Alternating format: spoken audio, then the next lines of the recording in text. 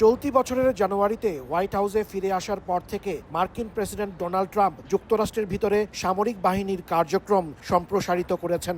গেল মাসে Trump national guard সৈন্যদের রাজধানী ওয়াশিংটন ডিসিতে মোতায়েন করেন। প্রেসিডেন্টের দাবি, এর মাধ্যমে আইন শৃঙ্খলা পরিস্থিতির উন্নতি ও জননিরাপত্তা পুনঃপ্রতিষ্ঠা করা সম্ভব হবে। রাজধানীর মেট্রোপলিটন পুলিশ ডিপার্টমেন্টকেও সরাসরি ফেডারেল নিয়ন্ত্রণে নিয়ে আসেন ট্রাম্প। মার্কিন প্রেসিডেন্টের এমন নজিরবিহীন সিদ্ধান্তে যুক্তরাষ্ট্র জুড়ে সৃষ্টি হয় মিশ্র প্রতিক্রিয়া। এবার খোদ ওয়াশিংটন ডিসি কর্তৃপক্ষ রাজধানীতে ন্যাশনাল গার্ড সৈন্য মোতায়েনের ঘটনায় ট্রাম্প প্রশাসনের বিরুদ্ধে মামলা করেছে। বৃহস্পতিবার ফেডারেল কোর্টে মামলাটি দায়ের করেন ডিসির অ্যাটর্নি জেনারেল ব্রায়ান শোয়ালব।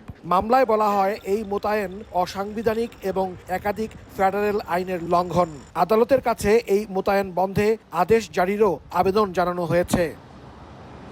সামাজিক যোগাযোগ মাধ্যম এক্সে দেয়া এক পোস্টে অ্যাটর্নি জেনারেল বলেন, আমেরিকান ভূমিতে মার্কিন নাগরিকদের উপর সশস্ত্র সেনারা পুলিশি দায়িত্ব পালন করবে, এটি কখনোই হওয়া উচিত নয়। এটি প্রেসিডেন্টের নির্বাহী ক্ষমতার বিপজ্জনক সম্প্রসারণ, যা সেনাবাহিনী ও সাধারণ নাগরিকদের মধ্যে উত্তেজনা সৃষ্টি করতে পারে। মামলার আর্জিতে ব্রায়ান শোয়ালব বলেন, ডিস্ট্রিক্ট অফ কলম্বিয়ার উপর জোরপূর্বক সামরিক দখল স্থানীয় স্বায়ত্তশাসন এবং মৌলিক স্বাধীনতাকে লঙ্ঘন করবে।